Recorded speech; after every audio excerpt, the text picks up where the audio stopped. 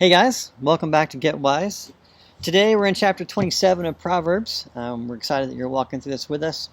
So please pull out your Bible or your Bible app and look with me at the chapter. Before we read it, I just want to mention there are several snippets today in chapter 27 about friendship.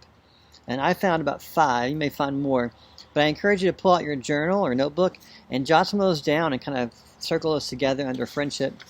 And think about what it's having to say about that. And then secondly, I encourage you to below that jot any other bits of wisdom that really come through to you that you especially appreciate or find helpful in this season that apply to you. So jot those down. Go ahead and pause the video and read through that, and then we'll come back and talk about those things. All right, welcome back. Thank you again for pausing and reading through the chapter. First, I want to talk about this idea of friendship that kind of pulls through here in this chapter. You see that first in verses 5 and 6. It says, "An open rebuke is better than hidden love. Wounds from a sincere friend are better than many kisses from an enemy." Let's first talk about what is a rebuke. A rebuke is similar to correction, but maybe a little bit stronger. And so correction is, hey, you're going this direction, you need to adjust a little bit to go the right way. Rebuke is, hey, you're going the wrong way. You're heading east and you need to go west. And so sometimes we need someone in our life that knows us and that cares about us and that can see things in our life and say, hey, you're walking down a path that's not healthy or good, and you need to go back the other way. And so this idea of open rebuke is that they're just being very open with you. They're correcting or rebuking you in that sense, so that you don't fall into danger. You don't walk down a path that's going to hurt you either relationally or in other ways that can bring some really difficult things in life. And it compares that to hidden love. And I think that's really intriguing because these things are kind of on different extremes. Sometimes we think, I don't want to be corrected or rebuked by people who care about me because that's really hard to hear. But on this other side of it, if someone really cares about you but they never say that out loud, if they never show any kind of affection towards you, and so that love's maybe there inside but you just don't know it, you don't experience it, that it's hidden. And so that's not good. And so he's saying here it's better to have people in your life who care about you and who are willing to say, hey, you're going the wrong way, than to have someone who cares about you but never really expresses that in any way. So, and then the next verse says, wounds from a sincere friend are better than many kisses from an enemy. And this really is very similar in that wounds from a sincere friend are kind of like this idea of being rebuked. Sometimes it's hard, it hurts. It's hard to hear that you're doing something that's not good or wrong or heading down the wrong path, but it's definitely helpful for us. It's better than kisses from an enemy.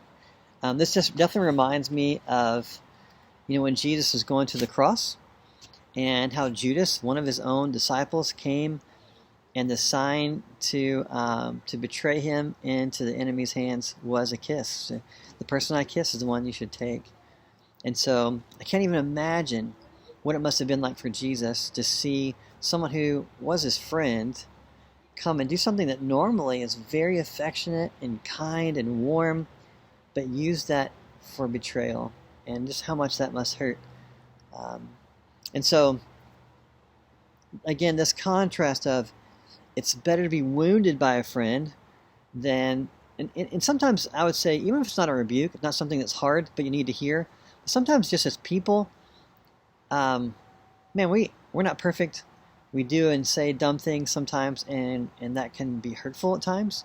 And so sometimes, just in regular interactions, maybe your friend says something that's hurtful. That's still better than kisses from an enemy.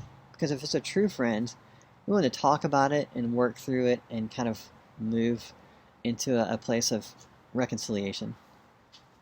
All right, let's move to the next one, verses 9 and 10. It says this: "The heartfelt counsel of a friend is as sweet as perfume and incense. Never abandon a friend, either yours or your father's. When disaster strikes, you won't have to ask your brother for assistance. It's better to go to a neighbor than to a brother who is far away. The first part says, the heartfelt counsel of a friend is sweet as perfume and incense. I think that's pretty easy to see. Hey, if you're making a big decision in life, there are things going on that you just need to talk to someone about, how sweet it is to be able to talk with and share that with a friend and bounce those ideas off and even get some advice. Or just counsel that maybe something's going on that's really hard and you've been hurting and you just need to tell someone about it, and for that person to have a listening ear to be encouraging to you, that is sweet in those times of difficulty. But then he says never abandon a friend. And I really think that's significant, especially in our culture today. It seems like, at least to me in my observation, that people find it really easy when things get difficult to just walk away. Hey, I was friends with this person for a couple of years, but then we had this kind of falling out, and now we don't talk at all. Instead of really trying to work it through, really trying to discuss and have a conversation and offer forgiveness and reconciliation. See, I don't think we understand sometimes that depth of friendship doesn't necessarily come from times that are easy or when we always agree. I think depth of friendship comes when we have that difficult conversation and that difficult thing happen, but we work it through and we know that this friend is actually willing to love me enough to try to work on it. And what we find is that when we work through that kind of stuff, our friendship is tighter and deeper and stronger than it ever was before. So we know that person's not going to leave, they're not going to abandon us. I can mess up at times. I can say something maybe that I regret. I can come back and apologize and be forgiven and walk in depth of friendship with that person still. And I was told this several years ago. It's kind of a cool example. You know, if you ever drop a mug and it would have break. Say this handle broke off, and you were to super glue it, you know, in those spots to put it back together. If you drop that mug again, it may break again, but it won't break in that spot because that spot becomes stronger from the bond that's created there than it had been before in the original. And I think that's true of relationships. That when we go through tough times, maybe there's a little brokenness, when we come back together and we work it through, then we have an even stronger and deeper friendship than before. So don't abandon our friends. Do the hard things and have that difficult conversation. All right. One more on friendship that I found here was verse 17. This is a really cool one. It says, as iron sharpens iron, so a friend sharpens a friend. You think about iron, you know, when you're sharpening metal, you're rubbing it against each other. And so you're kind of rubbing off the hard edges. And again, that comes from being close enough that people are in your life and they can see and hear both the good things and maybe the things you struggle with, and can help maybe have a conversation about those things and help rub off those rough edges.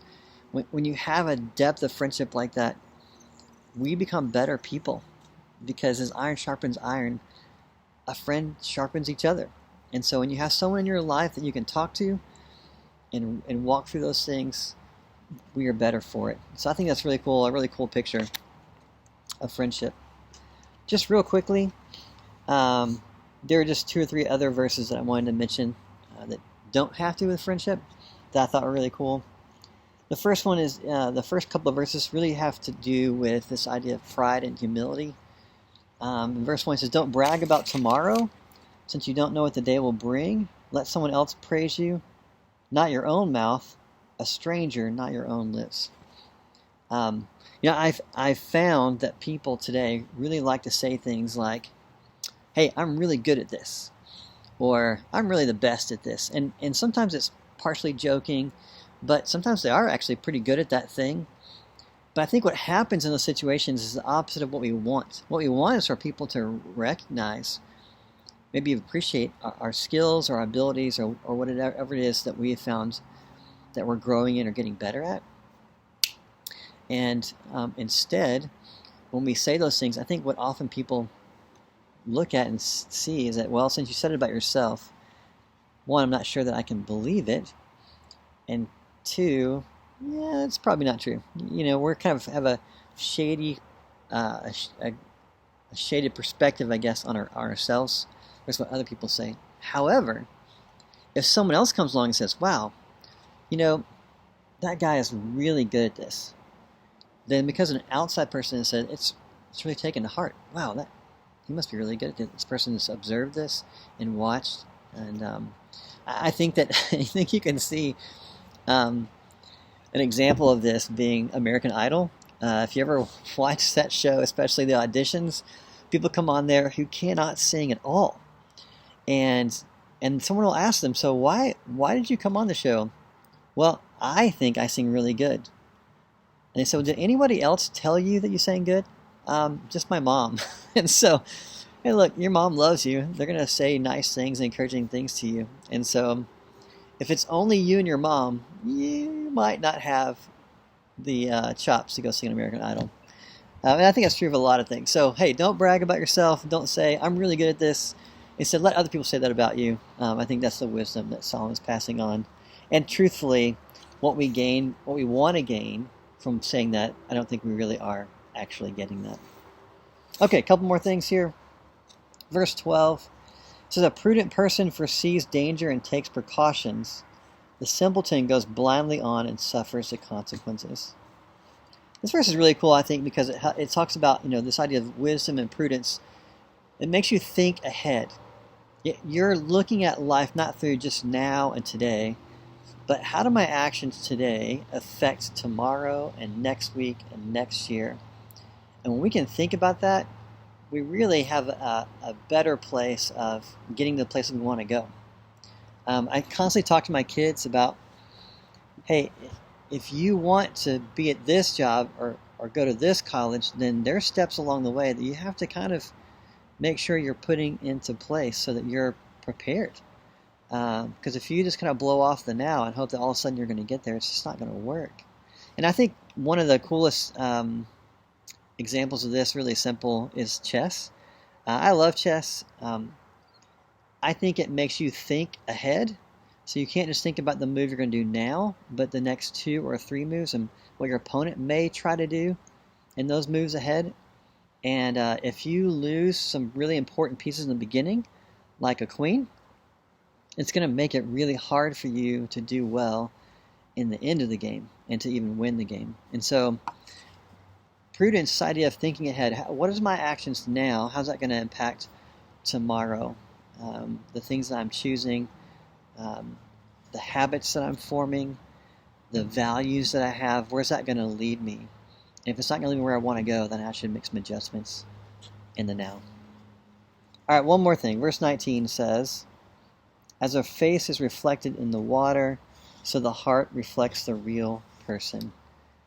I think this verse is really kind of poetic and cool because the beautiful word picture it has. You can imagine yourself looking over in a pond and seeing your face in the water and just thinking about, okay, what really reflects who you are as a man or a woman? Is it always just the words that you say in the now? It's really the things that come out of your heart. Who you are is reflected by what you really care about and how that comes out. And when I was in college and looking at things like dating, I began reading about some of that and realized that really the only way to discover those things is time. Being with a person over time, seeing how they interact in situations with their family or when they get angry. Because sometimes those difficult things are what brings out who we really are inside, in our heart, at our core. And so as you're kind of perceiving people in your own life, or you're taking those steps, maybe you're dating someone, you really want to look at their heart. What do they care about? What comes out of their heart when they're facing difficult things? And how do they interact in those situations? So anyway, Solomon has some great wisdom for us here today. I hope you really like this chapter. I've enjoyed being with you today. Thank you again so much for being with us. I hope this helps you get wise. And I appreciate you guys, and have a good day.